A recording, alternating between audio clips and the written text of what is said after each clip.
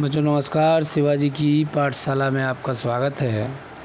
बच्चों आज मैं आपको कक्षा 8 की विज्ञान की इकाई सूक्ष्म जीवों का सामान्य परिचय एवं वर्गीकरण पढ़ा रहा हूँ। इकाई 5 है ये।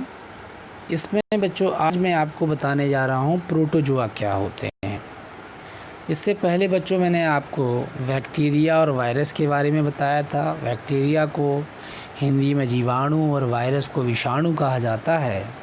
इसके बारे में हमने बात की थी, ठीक है। किसने इसकी खोज की, वायरस की खोज किसने की थी और उस वैज्ञानिक का नाम हमने आपको बताया था। दामित्री ने उसकी खोज की थी 1892 में।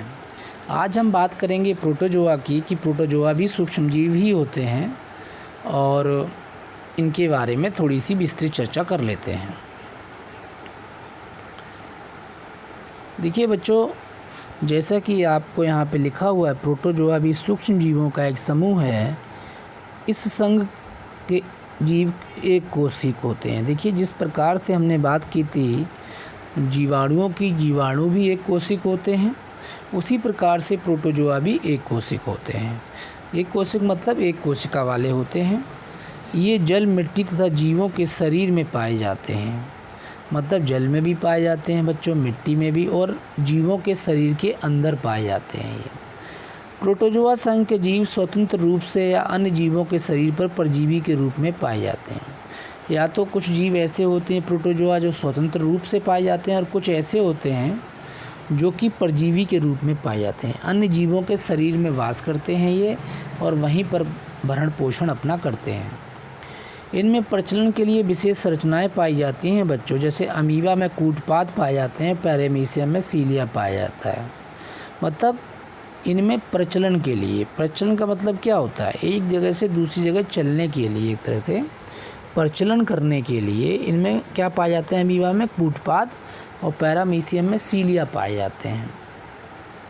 कई बार इस संघ के कुछ जंतु मनुष्यों में रोग उत्पन्न करते हैं। जैसे एंट अमीबा हिस्टोलिट्स से पेचिश हो जाती है बच्चों, और प्लाज्मोडियम से मलेरिया नामक रोग होता है। तो अब देखिए इसमें हमने देखा अमीबा, पैरामीशियम, एंट अमीबा हिस्टोलिटिका और प्लाज्मोडियम, ये कुछ उदाहरण थे हमारे प्रोटोजोआ के। तो मैं आपको अमीबा दिखाता हूँ बच्चों, पैरामीशियम दिखाता हूँ, एंट अमीबा हिस्टोलिटिका भी दिखाता हूँ। तो आप देखेंगे यहाँ पर, देखिए यहाँ पर मैंने आपसे बात की थी, ये क्या है, ये हमारा जो है पैरामीशियम है। उसकी आप यहाँ पे फ़ोटो देख रहे हैं।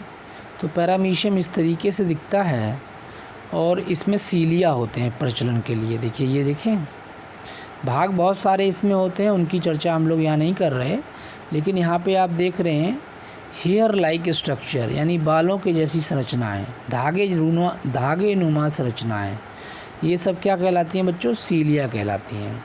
इसी प्रकार अमीबा में देखिए क्या होता है, ये अमीबा है, यहाँ पे पादाब, ये देख रहे हैं आप, या कूटपाद भी इनको बोला जाता है। ये इनको क्या बोलते हैं, इस तरीके से अमीबा का कोई रूप फिक्स नहीं होता, आकार फिक्स नहीं होता, तो इनमें ये पादाब और कूटपाद पाए जा रहे हैं, ठीक है। अमीबा असलियत में यदि हम देखेंगे सूक्ष्मदर्शी की मदद से, तो अमीबा बच्चों हमें इस प्रकार का दिखाई देगा। अमीबा की कोई आकृति निश्चित नहीं होती, कोई आकार नहीं होता। इसी प्रकार से ये अपना क्या बदलता रहता है, आकार बदलता रहता है। तो ये कभी तो बच्चों ऐसा हो जाएगा, कभी बच्चों ये ऐसा हो जाएगा, मतलब।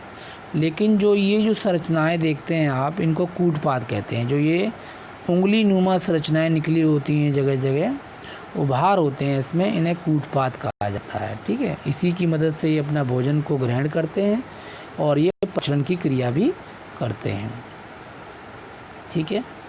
तो यहाँ पर आपने देखा मैंने आपको कूटपाद दिखाया अमीबा में, और पैरामीशियम में सीलिया दिखाया।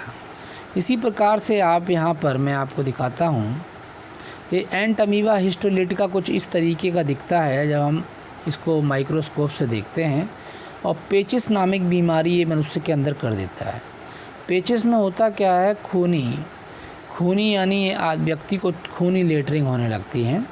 और उसकी आंतों में ये इस प्रकार से एंटमीबा हिस्टोलिटिका जो होता है वो आंतों में संक्रमण कर देता है, और आंतों में संक्रमण के कारण व्यक्ति के पेट में दर्द, मरोड़ और उसको पेचिस होने लगती है, यानी कि खूनी लेटरिंग होने लगती है। ठीक है, तो ये मैंने आपको दिखाया। अब यहाँ पे प्लाज्मोडियम जो था, हमने बात की थी प्लाज्मोडियम से मलेरिया नामक रोग हो जाता है। तो अब यहाँ पे प्लाज्मोडियम देखिए इस तरीके का दिखता है ये।